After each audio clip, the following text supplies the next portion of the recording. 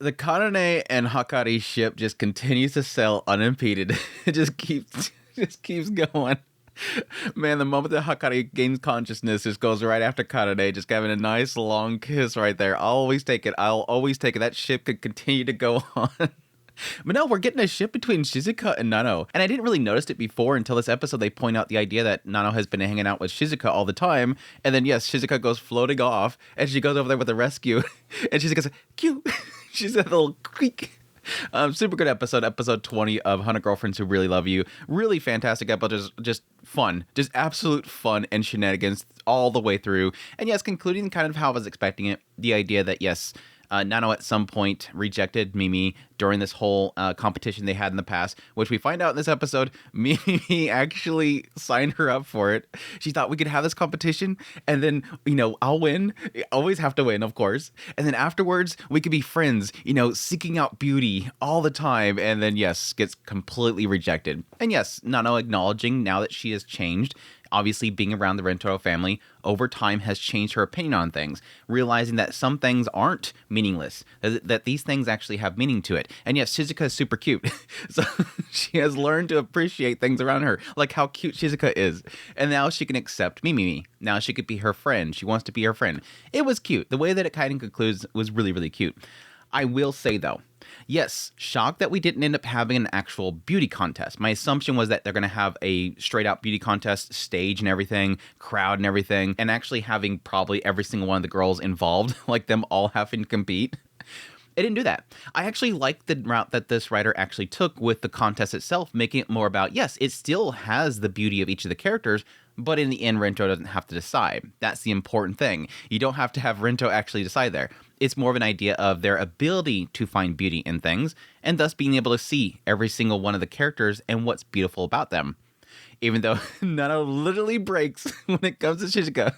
Like she has a malfunction. Nano AI has had a malfunction. Nano AI EXE stopped working.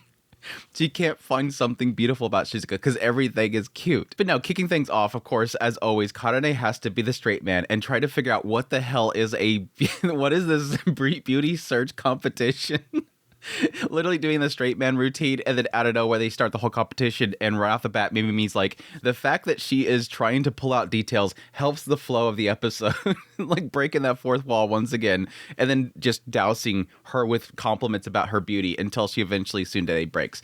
Karane remains to be like one of the funniest things about this series. And yes, like I've always mentioned before, it's always in the idea that Karane pushes back. I think too many of these characters don't push back because they kind of accept whatever's going on for the sake of Rentaro, whereas Karane is the only one, because she's tsundere, she's able to push back. And I'm curious when we'll get to a point where we'll have another character that pushes back as much as Karane does, because I don't think we really quite have that yet. Yes, you can probably say maybe Iku because she wants pain and it kind of jars the situation. Maybe Mimi might do that in the idea that she kind of wants that attention. She wants to be seen as beautiful. But so far, nobody really kind of pushes back.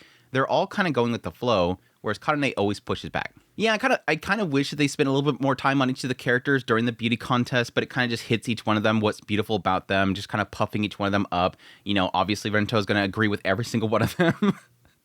Except for when it comes to Shizuka. I can't believe that when it came to Shizuka, he didn't accept it still. Yes, you could probably differentiate the idea of beauty and what is cute, but still, it's like, yeah, she's beautiful because of this. No, that's cute. No, this. That's cute. That's not beauty. I hate the stupid English. But yes, it all comes down to Rentaro, and they have to decide on Rentaro himself, and it's an equal tie. And so everything they bring up, Rentaro has to destroy. I thought that was pretty cool. The idea of like the fluffy eyebrows. Oh wait, it's because of his outfit. Rip. And in the end, it remains a tie because he pretty much destroyed himself.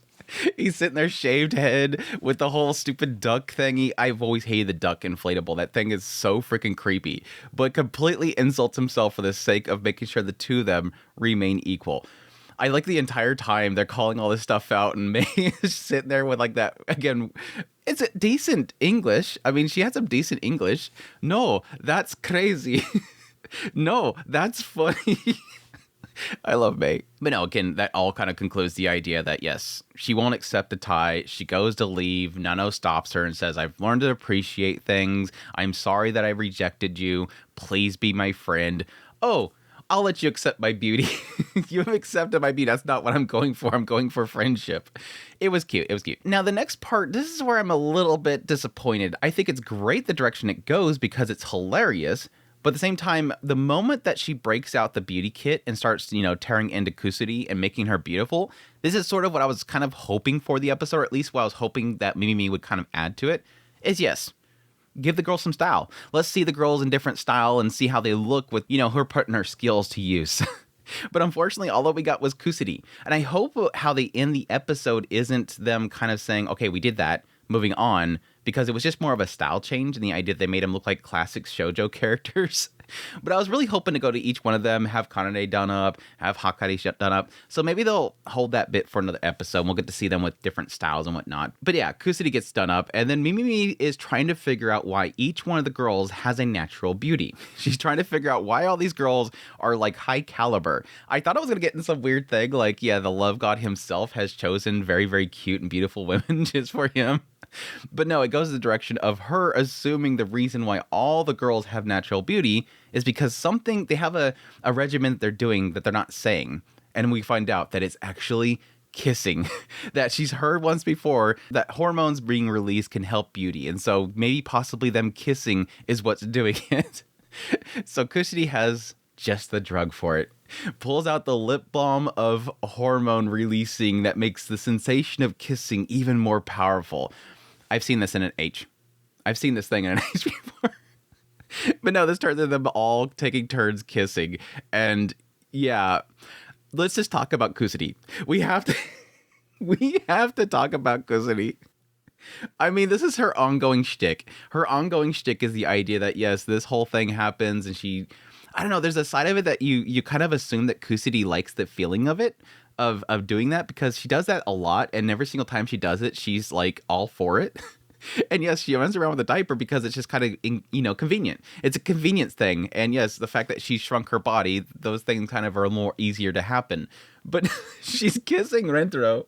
And at some point, she's like, I have a weird feeling between my legs. I think I'm going to do this. And he's literally like, no, you are doing it. You are literally doing it right now. Little drizzle sign happens. And then it cuts over the news broadcast.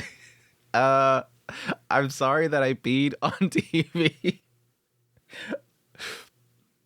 Kusuri, you're special. Kusuri, you are super special. And then sure enough, right afterwards, Mom's like, I want to change your diaper. Let me change it. It's girl is too much. Girl is seriously too much. But yeah, aside from her, Hahari, girl, you're at school. Girl, what they translate it to? Something like you're a teacher, you're not a sex ed teacher. Literally after kissing, she just completely rips it off and said, let's do it. I'm done waiting. Let's just do it right here. I don't care if anybody's watching. I don't care if we're in public. I don't care if we're on school grounds. We're doing it right now. Hahari is tired of waiting. Let's do it, boy. She just rips it all off and they just kind of pick her up and just kind of carry her away. Hahari's down bad. Hahari's sick of waiting. She's been waiting for a long time. I mean, she had a previous boyfriend. She went through the whole pregger process. She hasn't done the first part, and she's ready to do it with Rentaro. It was good stuff. I got a massive kick out of it. Yeah, like I predicted, that's definitely Mai's whole situation there, that whenever she gets into something really, really heavy, she's going to be the puppy girl. So sure enough, when she gets the kiss, she immediately turns into dog and starts, taking commands. I like how, like, beforehand, you had Kurumi walks up and was applying it to her, and she immediately gets in that whole thing of like, no, I should be last. I should always be last. I'm the maid. I should always be last. No, girl, go. Girl, go. Stop that. Stop that and go. I thought it was cute. That was a massive W for Kurumi. But yeah, she goes to the puppy mode and immediately, because he's over there like, handshake, shake. And of course, Kanane has to be complete tsundere about it. And she has to do like this massive like hug, which I really wasn't thinking of before. I totally forgot about that. But yes, Kanane obviously is all about violence. She often hugs him way too hard, and he kind of accepts it because it's Kanane. I never put it together, but yes, technically the moment that Iku's going to see a situation like that, she's going to want to get involved. And sure enough, in the background, as things kind of continue, Iku's like, I'll be the test of if it was too hard of a hug. And she's like, shut up. And she goes and hugs her. And she's probably liking it. But no, Hyakkano, like I said, Hyakkano was the one. I completely ship this. Even though Hakkari's not my favorite out of the batch, I love her, but she's not my favorite out of the batch. I totally ship her with Karane. So the moment that Hyakkano goes up there, gets hers, and just absolutely blasts off. By the way, donate blood whenever you can get a chance, because this freaking anime has been gushing so much blood this season. Goes flying off, regains consciousness, and immediately grabs Karane and starts going at it. And the mom's over there at the same time, just loving it. It was great. It was great. Now, massive surprise after her was Mimi. Mimi steps up, and she goes to try it. And this is, of course, her first one, which is super cute. She goes over there and tries it for the first time, and when she gets it, she explodes, and we get a Food Wars reference. I thought of everybody in the cast, Kurumi would be the one that would have that reference. She's the food girl. You would assume that it would be Kurumi would be the first one that would have an absolute, like, clothes explosion, but apparently they wanted to give it to Mimi. It was nuts. The whole segment was absolutely nuts. And then, yes, kind of wrapping it up with them all being shoujo style changed. All their art style just changed, which again I felt it's funny, but at the same time it was a little bit lazy. I hope again later on they'll come back for a Mimi segment, and it'll be just pretty much her beautying up everybody. Maybe they'll get more of the cast involved for that. Who knows? We'll have to wait and see. But yeah, love the episode as always. Really looking forward to the next episode. I assume we're going to go straight into possibly the next girl, because again, typically the rotation is find new girl, the initial kind of run into a problem, maybe have a side thing, and the next episode is always kind of the icebreaker, kind of bringing them into the group. So I don't know, maybe we'll go right into another character, or possibly just have a little bit of a shenanigans episodes. It's been honestly, we've been kind of bringing characters in so rapid pace that maybe having a couple episodes of kind of chilling out might help. They sort of did that in between, the last characters kind of introduced, like Iku and whatnot, before going into Mimi, but I don't know. I like a little kind of a breather episode. Let us have fun with the characters that we have now, rather than constantly bringing in new characters and having to constantly introductions. So we'll see. I don't want it to get too much of a formula, so I'll take whatever they can give me. Anyhow, I hope you guys enjoyed my video. As always, if you hit like button down below, if you like this content, you want to support channel more, of links in the description below. Greatly appreciate it. Until next time, y'all take care.